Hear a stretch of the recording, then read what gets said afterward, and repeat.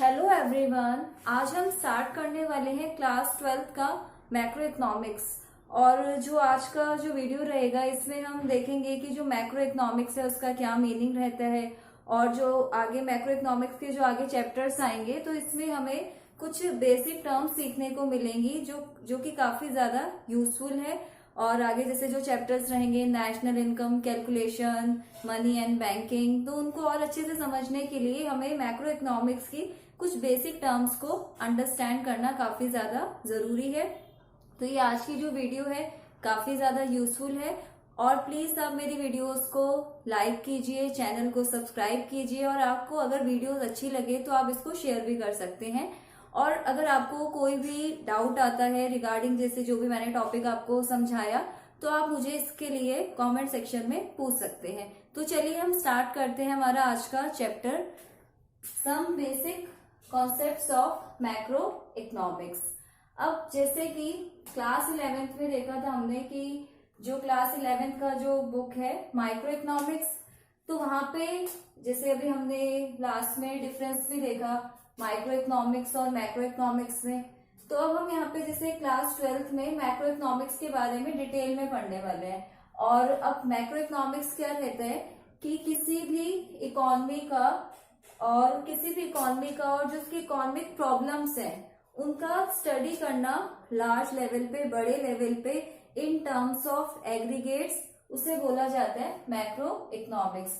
Macro economics is concern with the study of economy as a whole. जब एक economy की study कर रहे हैं टोटलिटी में एज अ होल तो उसी को बोला जाता है मैक्रो इकोनॉमिक्स। जैसे कि अब मैक्रो में MACRO, मैक्रो, इसमें जो ये है, ए स्टैंड करता है एग्रीगेट्स के लिए।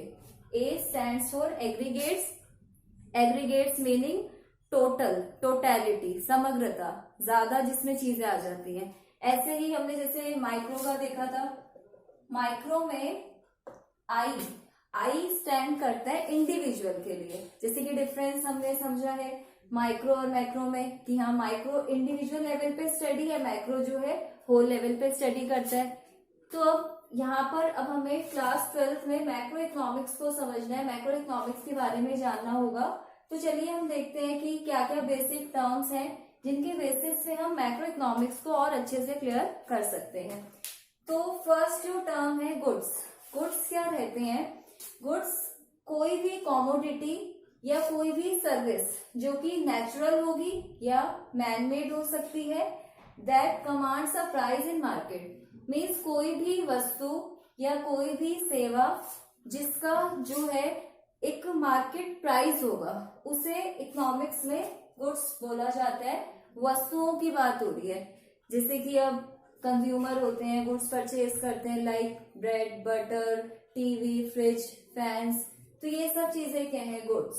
तो इकोनॉमिक्स में हम क्या देख रहे हैं कि जो गुड्स है कोई भी ऐसी वस्तु है या कोई सर्विस, मीन्स की गुड्स की जब बात करेंगे तो इसमें कॉमोडिटी भी आएगी और सर्विस भी इंक्लूड होगी।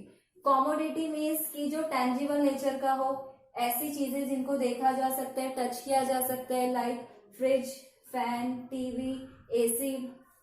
On the other hand services कैसी होती हैं? इनटेंजिबल नेचर की, जिनको देखा नहीं जा सकता, जिनका कोई फिजिकल एग्जिस्टेंस नहीं होता, like services of teacher, services of doctor and insurance की सर्विसेज हो गई, बैंकिंग की। तो चाहे सर्विस हो या कॉमोडिटी, दोनों ही चीजों को यहाँ पे इकोनॉमिक्स में गुड्स बोला जाएगा। फिर इसके बाद हम देखते हैं कि जो गुड्स है उनको क्लासिफाई किया गया है, डिवाइड किया गया है। तो गुड्स की जो क्लासिफिकेशन है, एक है फाइनल गुड्स।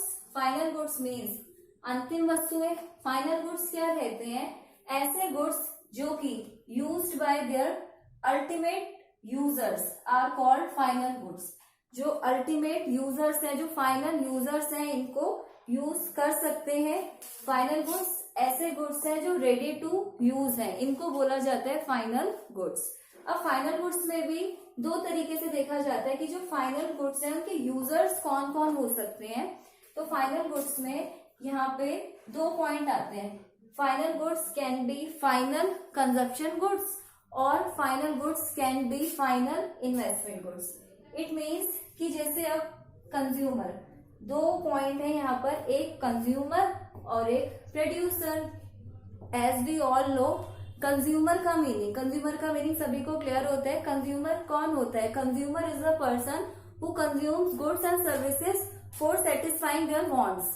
कंज्यूमर एक ऐसा व्यक्ति है, उपभोक्ता एक ऐसा व्यक्ति है जो वस्तुओं और सेवाओं का उपभोग करता है अपनी आवश्यकताओं को संतुष्ट करने के लिए। तो कंज्यूमर कंजप्शन करता है, उपभोग करता है। तो जब कंज्यूमर कंजप्शन करेगा, अपनी नीड्स को सेटिस्फाई करेगा, तो उस टाइप के गुड्स को क्या बोलेंगे? Final consumer goods. Like consumer क्या क्या परचेजेस कर सकता है? TV purchase by consumer, saving machine purchase by consumer, sugar purchase कर ली, वेजिटेबल, फ्रूट्स, तो वो ये हो जाएंगे यहाँ पे फाइनल कंज्यूमर गुड्स। फिर इसके बाद ऐसे ही कंज्यूमर सर्विसेज को भी ले सकता है, जैसे कि services of teacher, services of doctor etcetera, तो ये फाइनल कंज्यूमर गुड्स में आएगा।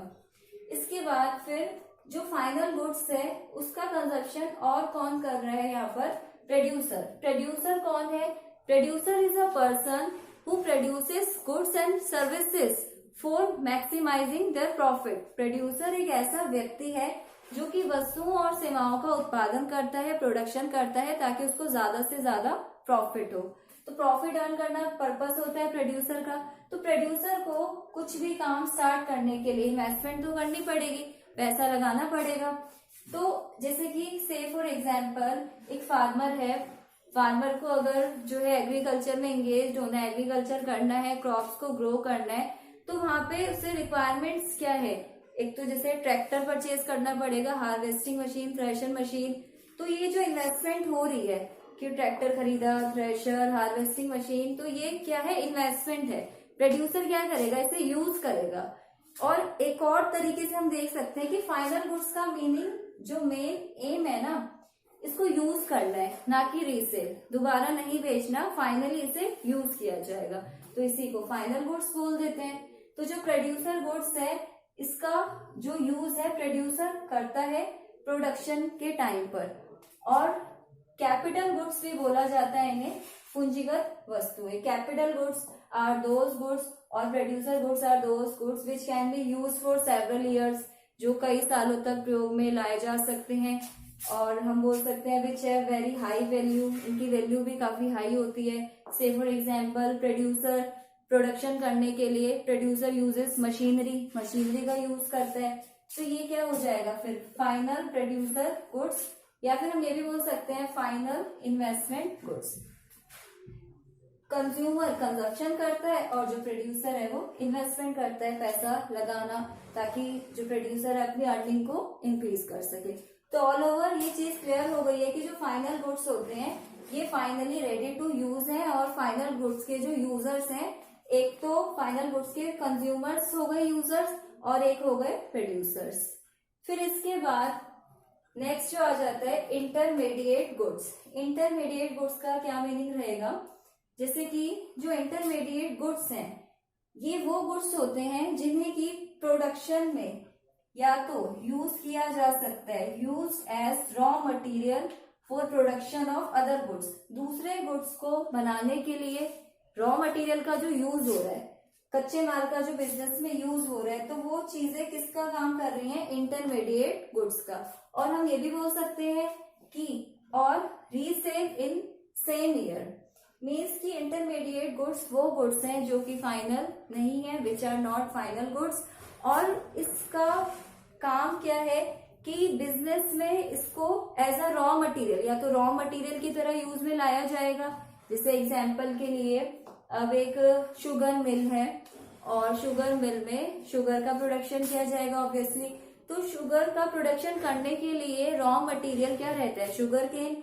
तो अगर जो प्रोड्यूसर है, फार्मर से शुगर केन परचेज करता है और शुगर केन परचेज करके उसको प्रोसेसिंग में लेकर आएंगे, शुगर केन से शुगर चीनी बनाई जाएगी। तो शुगर केन जो है वो किसका काम कर रहा है? रॉ मटेरियल का। और रॉ मटेरियल को बोल दिया जाता है इंटरमीडिएट गुड्स, मध्यवर्ती वस्तुएं। या फिर इसे हम कैसे देख सकते हैं? रीसेल, खरीदना, बेचा, खरीदा, इस तरीके से डीलिंग करना। Like car purchased bye dealer, dealer ने कार खरीदी क्योंकि डीलर है, डीलर का काम क्या है, कार खरीदना बेचना, इसी तरीके से चलता रहेगा। तो ये क्या है, इंटरमीडिएट गुड्स हो जाते हैं। अभी इनमें वैल्यू एडिशन होना बाकी है, अभी इनमें और ज्यादा चेंज किया जाएगा, ट्रांसफॉर्मेशन होना बाकी है। और कैसे एग्जांपल ले सकते हैं, जैसे कि कारपेंटर है, कारपेंटर वुड का यूज कर रहा है फर्नीचर बनाने के लिए, तो वुड, यहाँ पे वुड जो है वो क्या हो जाएगी कारपेंटर के लिए, इंटरमीडिएट गुड्स, रॉ मटेरियल का काम कर रही है।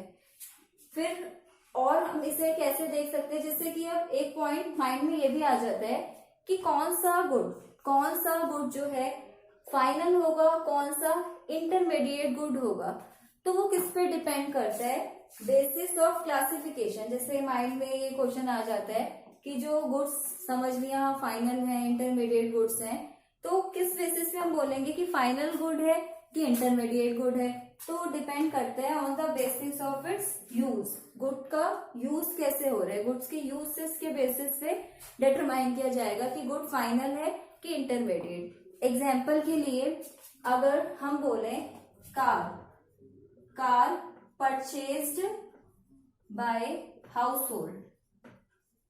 हाउसहोल्ड ने, परिवार ने कार परचेज करी। अगर एक हाउसहोल्ड कार को खरीदता है, इट मीन्स कि जो ये कार खरीदी गई है फाइनली हाउसहोल्ड इसका यूज करेगा। तो हाउसहोल्ड के लिए सेम जो ये कार है ये क्या हो गई, फाइनल गुड हो गई। फाइनल में भी कौन सी, फाइनल कंज्यूमर गुड। ऐसे ही अगर मैं बोलूं कि यहाँ पर एक टैक्सी ड्राइवर है, टैक्सी परचेज करता है, या टैक्सी ड्राइवर टैक्सी खरीद रहा है, उसके लिए भी क्या है, क्योंकि टैक्सी ड्राइवर टैक्सी खरीद के उसका यूज करेगा तो अपनी अर्निंग बढ़ाएगा, तो उसके लिए भी क्या है, ये फाइनल गुड्स है। फाइनल में कौन सी, प्रोड्यूसर गुड्स। फिर अब हम और इसे कैसे देख सकते हैं, car purchase by dealer, dealer car खरीद रहे हैं तो फिर वो किसका काम करेगा, इंटरमीडिएट गुड्स का, क्योंकि डीलर का मेन एम क्या है कि खरीदना है फिर आगे बेचना है, रीसेल करना है, इंटरमीडिएट गुड्स हो गया। और कैसे एग्जांपल ले सकते हैं, जैसे सीविंग मशीन है, सीविंग मशीन अगर टेलर परचेज कर रहा है, टेलर अगर सेविंग मशीन परचेज करेगा तो उसके लिए किसका काम करेगी, फाइनल गुड्स का। फाइनल में भी कौन सा, फाइनल प्रोड्यूसर गुड्स।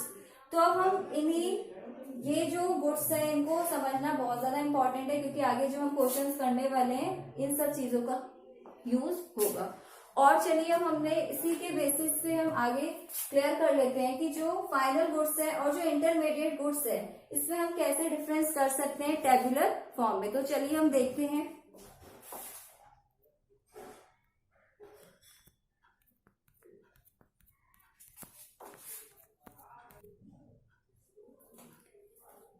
अब हम डिफरेंस देख लेते हैं फाइनल गुड्स और इंटरमीडिएट गुड्स में। जैसे कि अब फर्स्ट जो बेस है मीनिंग का, पहले मीनिंग बताना होगा। मीनिंग का वो ये कि जो फाइनल गुड्स है, फाइनल इसके यूजर्स हैं, और फाइनल यूजर्स में कंज्यूमर और फर्म्स हैं। फिर इंटरमीडिएट गुड्स क्या होते हैं, इसका मीनिंग जैसे अभी हमने देखा था कि यूज या तो रॉ मटेरियल की तरह यूज होंगे या फिर इसका रीसेल हो जाता है। फिर इसके बाद वैल्यू एडिशन, वैल्यू एडिशन मतलब जो चेंज आता है और कितनी वैल्यू बढ़ सकती है गुड्स की। तो जैसे जो फाइनल गुड्स है इसमें तो अब कोई फाइनल, क्योंकि ये फाइनल है तो इसमें अब कोई वैल्यू एडिड नहीं होगी। वैल्यू एडिशन किस में होगा, वैल्यू एडिशन होता है इंटरमीडिएट गुड्स में। जैसे कि वुड है, वुड से फर्नीचर बनेगा, वुड अब 50 रुपीज की वुड परचेज करी, उससे फिर फर्नीचर बनाया 150 रुपीज का। तो ये वैल्यू एडिशन है, जो चेंज आ रहा है रॉ मटेरियल से फिनिश गुड्स की तरफ जा रहे हैं।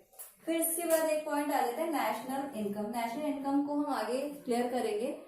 नेशनल इनकम, जब नेशनल इनकम को एस्टिमेट करते हैं, इसका अनुमान लगाते हैं, तो सिर्फ फाइनल गुड्स की वैल्यू को ही अंडरटेक किया जाता है, क्योंकि इंटरमीडिएट गुड्स से ही क्या बनेगा, फाइनल गुड बनता है। तो फाइनल वैल्यू को कंसीडर करते हैं।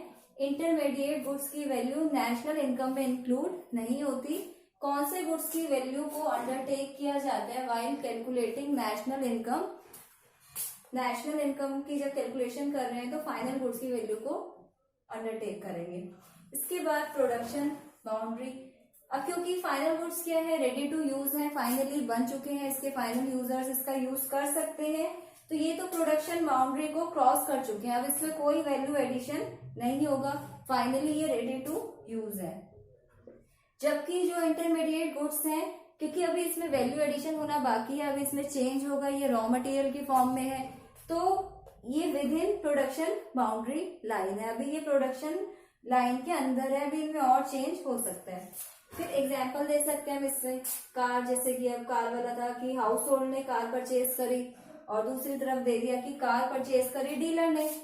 तो डीलर परचेज करेगा तो डीलर का काम क्या है, इसमें लेन देन करना है, इसमें खरीदना बेचना करना, तो डीलर के लिए इंटरमीडिएट गुड्स हो गई। वही अगर कार जो है परिवार खरीद रहे हैं, तो परिवार का हाउस होल्ड का क्या मेन एम होगा, कार को यूज करना, तो फाइनल गुड का काम करेगा। तो आज के लिए बस इतना ही। अगर आपको कोई भी डाउट हो तो आप मुझे कमेंट सेक्शन में बता सकते हैं, और बाकी फिर जो इसका और जो रहेगा, जो बेसिक कंसेप्ट है, अभी हमें और भी इसमें चीजें समझनी है, जैसे कि स्टॉक और फ्लो में